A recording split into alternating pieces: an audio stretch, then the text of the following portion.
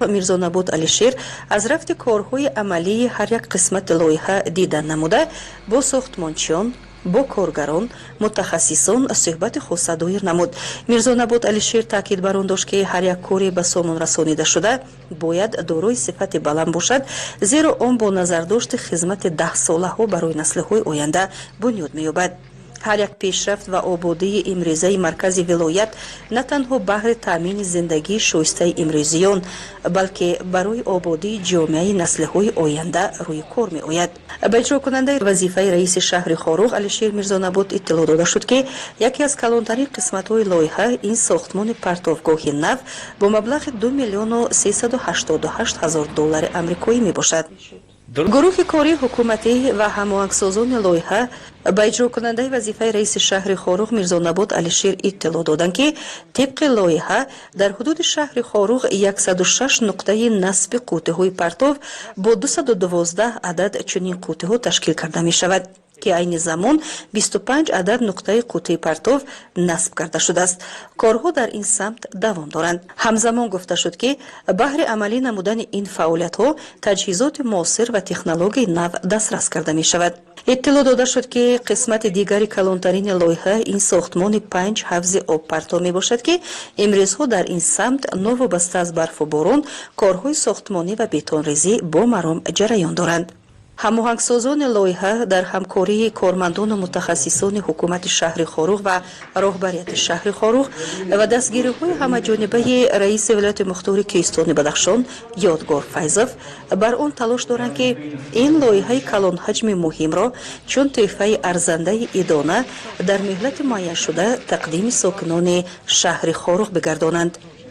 لایحه بهتر نمودن سیستم اداره‌کنی آب، تشناب و پرتاب‌های سخت معیشی در شهر خاروق یکی از لایحه‌های جدید مهم و گران ارزش به شمار می‌رود. بهر تحلیل رفت کارهای عملی شوی لایحه، صحبت ملاقات اجرا کننده وظیفه رئیس شهر خاروق میرزا نبات علیشیر، هماهنگساز برنامه نجیب یمینов و کارمندان متخصصان وابسته به لایحه دایر گردید. میرزا نبات علیشیر اجرا کننده وظیفه رئیس شهر خاروق نخست قید نمود که لایحه بهتر نمودن سیستم اداره‌کنی آب، تشناب و پرتاب‌های سخت معیشی در شهر خاروق یکی از لایحه‌های بزرگ حجم بخشیده به سزاوار پیشواز گرفتن 30مین سالگرد استقلالیت وطن می باشد و عملی شوی آن بهترین تحفه ادانه برای ساکنان مرکزی ولایت می باشد.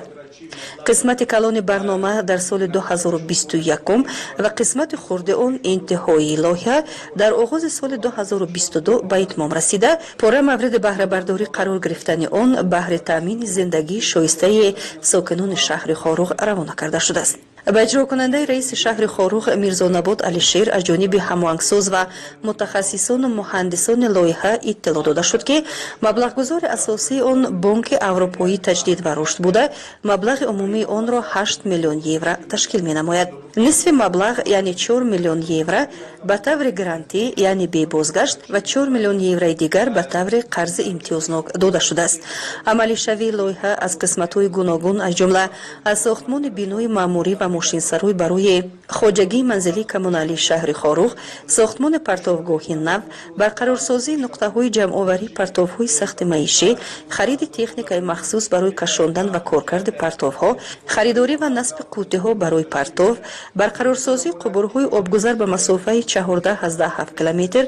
ساختمان خط آبگذر نو به مسافه 8.5 کیلومتر، برقرارسازی شبکه‌های کانالیزاسیونی به مسافه 2.2 کیلومتر، تعمیر بینای معمولی و جهازانیدن اتاق‌های کاری آن، برقرارسازی 5 حوض آب پرتاب عبارت بوده. امروز هر یک این قسمت‌های لایحه در علاهیدگی مبلغ گذاری گردیده مورد عملی شوی قرار دارند. در اساس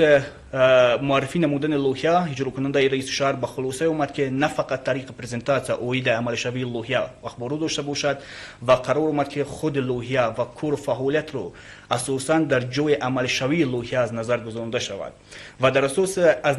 نظرگذرانی فعالیت لایحه مذکور اوید بازم جنو کردن کور فعالیت با در اساس نقشه تصدیق کردیده به انجام رساندن فعالیت‌ها با شخصان مسئول سپارش‌های مشخص هم داده شدند. این چنین اجرا کننده رئیس شهر خاروق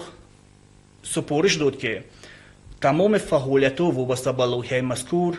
پیش از جشنگیری جشن ملیمون 30 سالگی استقلالیت با صفت بلند باید به اتمام رسانده، برای خدمت رسانی من باید به ساکنان شهر خورخ وابسته کرده شود. درست قید کردید که پرتوگوی سخت ماشینی که در محله نودک قرار دارد، این یکی از پرتوگوی اساسی شهر خورخ به حساب می‌رود و در اساس امروز اگر ما نظر کنیم در یک حالت بسیار ناگوارم قرار دارد. از این لحاظ در اساس لوحیه مذکور و اون جزءهای وابسته به خواجگی منزل کمونالی، یکی از جزءهای کلانترینشون این از نفسوزی خود پرتوگو به شمار می‌رود که زیاده از 2 میلیون دلار آمریکایی اونجا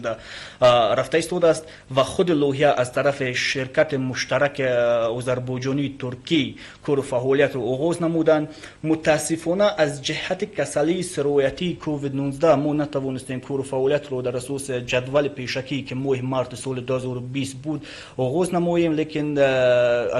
از این جهت ما کار فعالیت را از ماه اکتبر سال 2020 آغاز نمودیم و این یکی از فعالیت‌های بود که تو ماه ینوار سال 2022 باید به اتمام رسانده شود.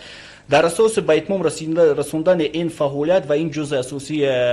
لوحیه مذکور با باوری کامل گفتم میتونم که اون پرتوهایی که در حدود شهر خورخ قرار دارد در یک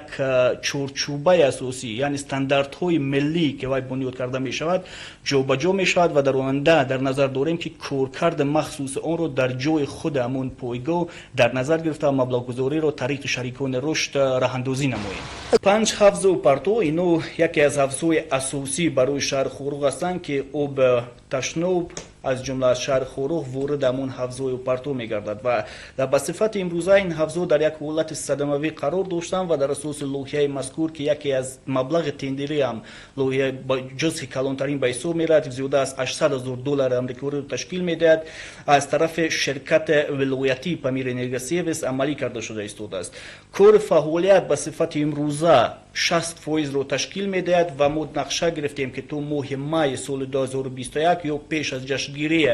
جشن ملیمون 30 سالگی استقلالیت کار فعالیت رو در این پروژه با صفت بلند و در اساس نقشه های تعریض شده به انجام داده بر